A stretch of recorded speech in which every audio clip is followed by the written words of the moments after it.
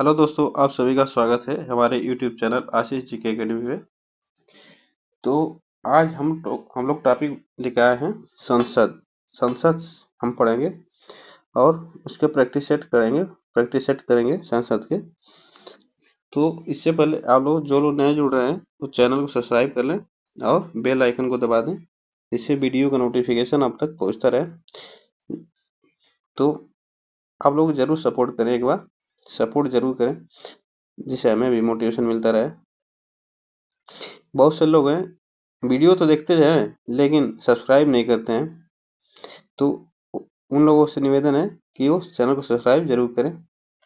तो चलिए स्टार्ट करते हैं आज का पहला क्वेश्चन के साथ। तो आज का पहला क्वेश्चन है, भारत की संघीय व्यवस्थापिका को किस नाम से जाना जाता है? तो भारत के संघीय व्यवस्थापिका को किस नाम से जाना जाता है? तो यह संसद के नाम से जाना जाता है। तो यह संसद के नाम से जाना जाता है। ठीक,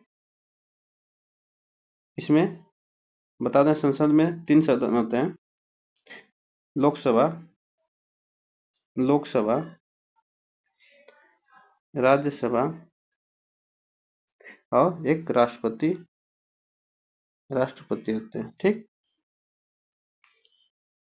चलते हैं नेक्स्ट आगे, फिर मिलते हैं क्वेश्चन में। आगे क्वेश्चन में भारतीय संसद के कितने सदन हैं? तो भारतीय संसद के कितने सदन हैं? तो यह भारतीय संसद के 2 सदन होते हैं। कौन कौन? तो यह एक लोकसभा और एक राज्यसभा है। ठीक, एक लोकसभा और एक राज्यसभा। ठीक, आगे चलते हैं। संसद के किस सदन को प्रतिनिधि सभा भी कहा जाता है? तो संसद के किस सदन को प्रतिनिधि सभा कहा जाता है? तो किसे कहा जाता है? तो लोकसभा को प्रतिनिधि सभा कहा जाता है। ठीक, लोकसभा को ही क्या कहते हैं? अस्थाई सदन कहा जाता है। अस्थाई सदन भी कहते हैं। ठीक, और इसका उल्लेख सदन का तो किस आर्टिकल में है? तो किस आर्टिकल में लोकसभा का उल्लेख? ये आर्टिकल 81 में है। ठीक, तो आर्टिकल 81 में है। और चलिए आगे चलते हैं। और संसद का आर्टिकल, संसद जो है इसका आर्टिकल कितना है? 79। इसका उल्लेख 79 में है। ठीक, चलिए आगे चलते हैं। संसद का लोकप्रिय सदन कौन सा है? तो संसद का लोकप्रिय सदन कौन सा है? आप लोग बताइए। तो संसद का लोकप्रिय सदन कौन सा है? तो यह लोकसभा है। संसद का आर्टिकल बताएं अभी, आर्टिकल 79 में, और लोकसभा का 81 आर्टिकल। ठीक, और राज्यसभा का आर्टिकल 80 में उल्लेख है। ठीक, आगे चलते हैं। संसद का अस्थाई सदन किसे कहा जाता है? तो संसद का अस्थाई सदन कौन है? यह संसद का अस्थाई सदन कौन है? यह राज्यसभा अस्थाई सदन है। अभी बताएं, राज्यसभा अस्थाई सदन है, ये भंग नहीं होती है। अस्थाई सदन है, यह भंग नहीं होती है। ठीक, लोकसभा अस्थाई सदन है, अस्थाई सदन है। ठीक, तो कौन सा है? अस्थाई सदन लोकसभा और अस्थाई सदन राज्यसभा। नेक्स्ट आगे चलते हैं। क्वेश्चन नंबर 6, भारतीय संसद बनती है। तो भारतीय संसद किससे किससे बनती है?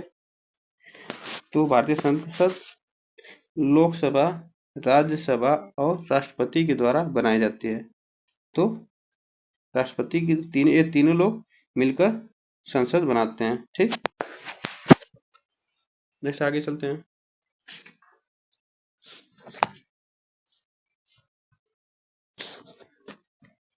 निम्नलिखित में से कौन सा एक प्रावधान भारतीय संविधान के अंतर्गत संसद के सदस्यों की विशेषाधिकारों का तथा उन्मुक्ति को निर्धारित करता है।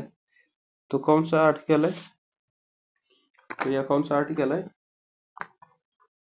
तो ये आर्टिकल कौन सा है? तो यह अनुच्छेद 105 है, जिसे सदस्यों के विशेषताओं और उन्मुक्तियों को निर्धारित करता है। ठीक, नेक्स्ट चलते हैं आगे। क्वेश्चन नंबर 8, निम्नलिखित में से कौन संसद का अन्य भाग नहीं है? तो कौन सा संसद का अन्य भाग नहीं है? यह कौन सा है? ऑप्शन नंबर बी इसमें अन्य भाग नहीं है। ठीक, यह अन्य भाग नहीं है। नेक्स्ट चलते हैं आगे।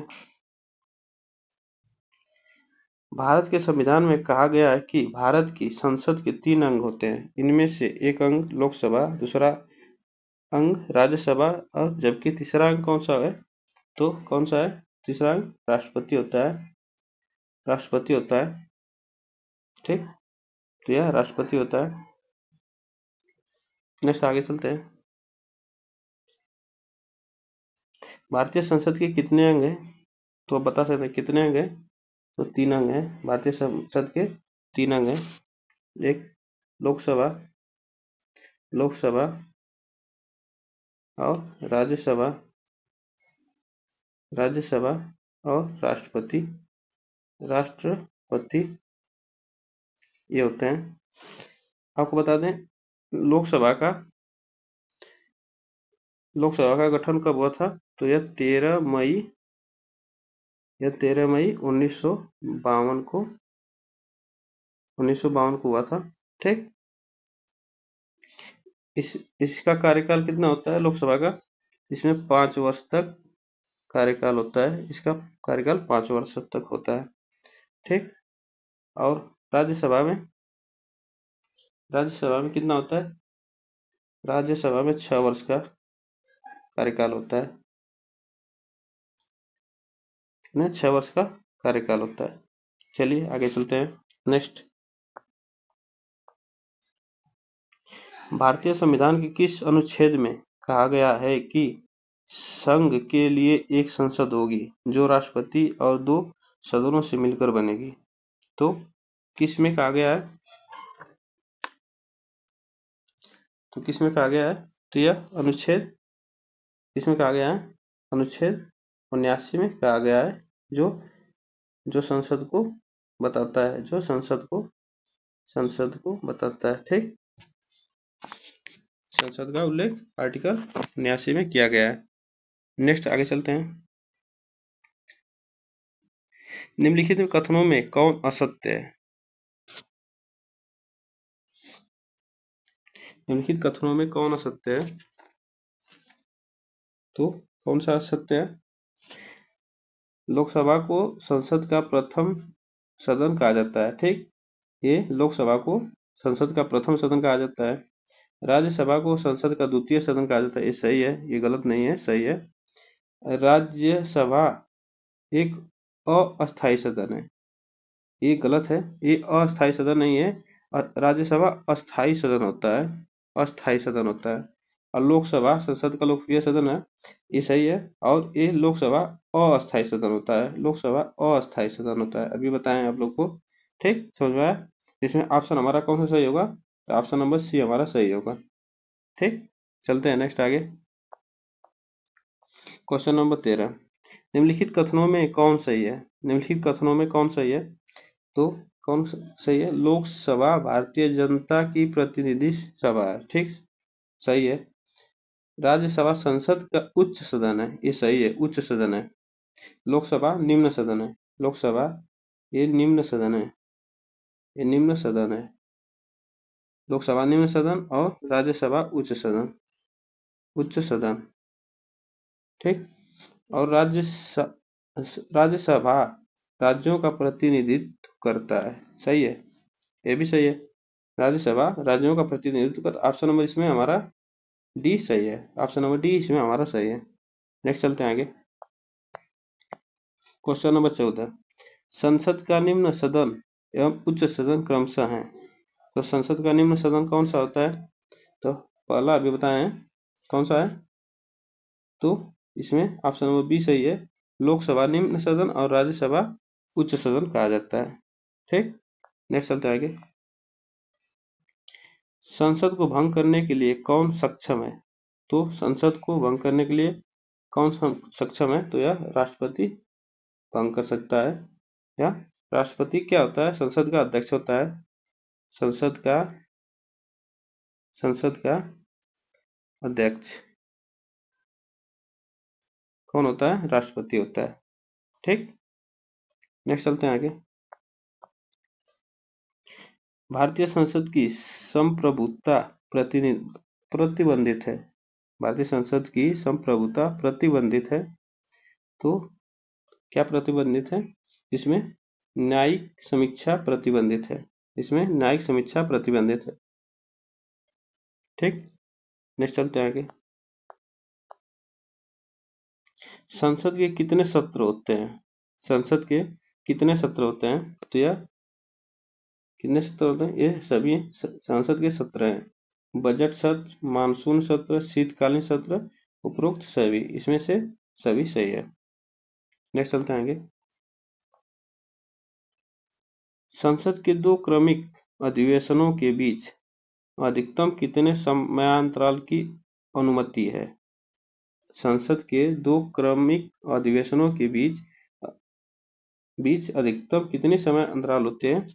तो कितनी होती है? 6 माह। 6 माह होती है। संसद को 6 माह तक का समय अंतराल होता है। ठीक, नेक्स्ट चलते हैं आगे।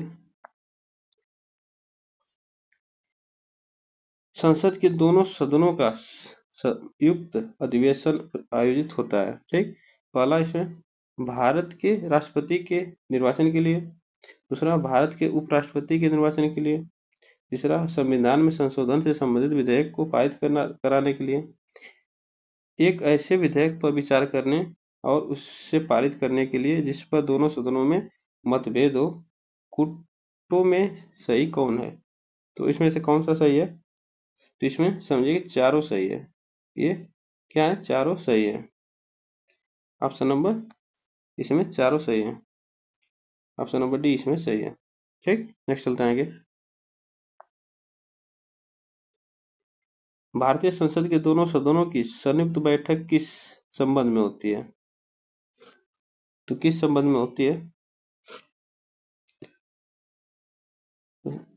दोनों सदनों की बैठक संयुक्त कब होती है? साधारण विधेयक के लिए संयुक्त बैठक होती है। ठीक, नेक्स्ट चलते हैं आगे।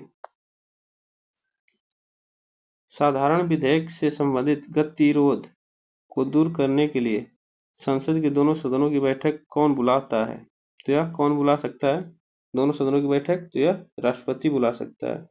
कौन बुलाता है? राष्ट्रपति बुलाता है। नेक्स्ट चलते हैं आगे। लोकसभा व राज्यसभा की संयुक्त बैठक कब होती है? तो लोकसभा और राज्यसभा की संयुक्त बैठक कब होती है? तो यह लोकसभा और राज्यसभा में जब मतभेद हो तब। लोकसभा और राज्यसभा में जब मतभेद हो तब। ठीक, नेक्स्ट आगे चलते हैं।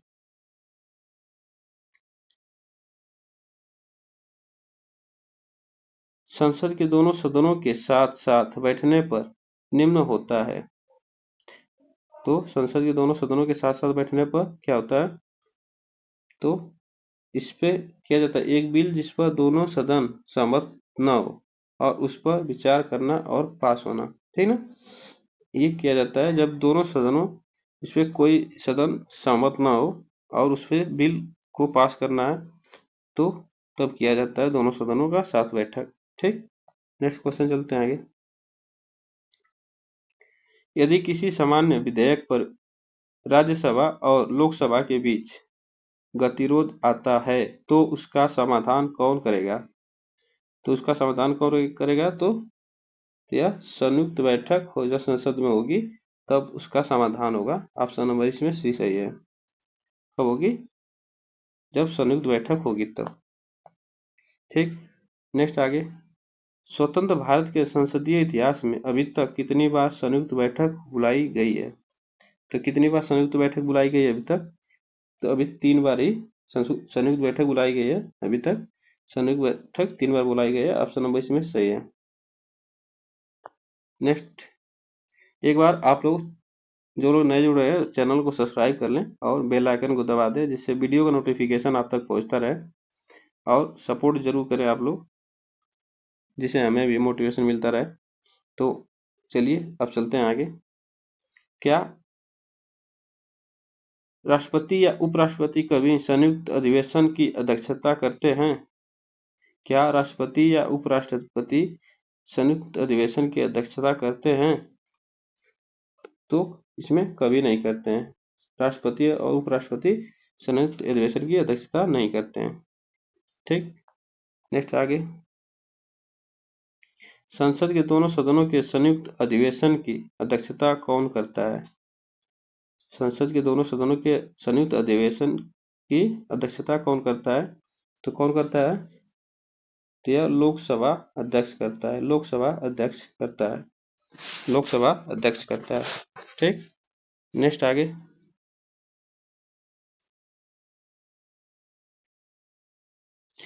संसद के संयुक्त बैठक को कौन संबोधित करता है? तो संसद के संयुक्त बैठक को कौन संबोधित करता है? तो यह राष्ट्रपति करता है। यह राष्ट्रपति करता है। नेक्स्ट आगे चलते हैं। भारत में संसद के दोनों सदनों की संयुक्त बैठक किस लिए आयोजित की जाती है? तो किस लिए आयोजित की जाती है? तो आपको बता दें, उस पर भी हम लोग पीछे पड़े हैं। उस विधेयक पर विचार करने और उससे पारित करने के लिए जिस पर दोनों में मतभेद हो, ठीक, तभी किया जा सकता है संयुक्त बैठक दोनों सदनों का। ठीक, नेक्स्ट चलते हैं आगे। क्वेश्चन नंबर 30, संसद के संयुक्त अधिवेशन में विधेयक पारित होता है। तो विधेयक पारित होता है कब? जब दोनों सदनों के कुल उपस्थित या तथा मतदाता सदस्यों के सामान्य बहुमत द्वारा। ठीक ना, तो ऑप्शन नंबर सी इसमें सही है। नेक्स्ट आगे चलते हैं। संसद की कार्यवाही सूची में प्रथम विषय होता है। तो सबसे पहले कौन सा प्रथम विषय होता है? तो प्रश्नकाल होता है। सबसे पहले क्या होता है? इसमें प्रश्नकाल होता है। ठीक, नेक्स्ट आगे चलते हैं। कौन सी प्रथा संसदीय प्रणाली को भारत की देन है? तो भारत की देन संसदीय प्रणाली का कौन सा है? तो यह शून्यकाल है। यह भारत अपने संसद में जोड़ा है। ठीक, नेक्स्ट आगे चलते हैं। संसद के किसी सदस्य की सदस्यता तब समाप्त समझी जाती है यदि वह बिना सदस्य को सूचित किए अनुपस्थित रहता है।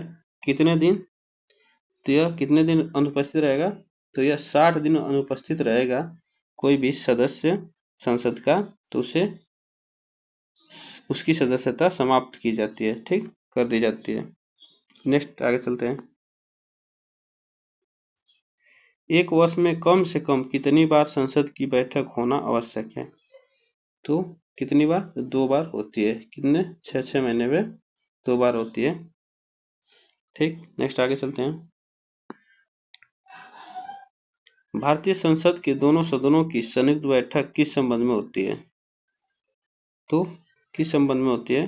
तो यह साधारण विधेयक, अभी बताया है, साधारण विधेयक के लिए होती है। नेक्स्ट आगे चलते हैं। भारत के संविधान में से क्या कथित है?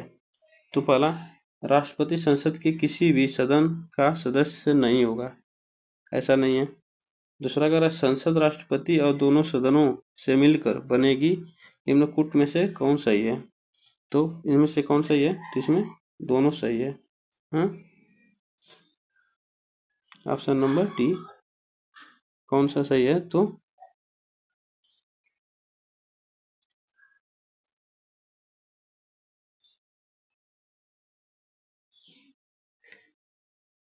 सही है, दोनों इसमें सही है। नेक्स्ट आगे चलते हैं।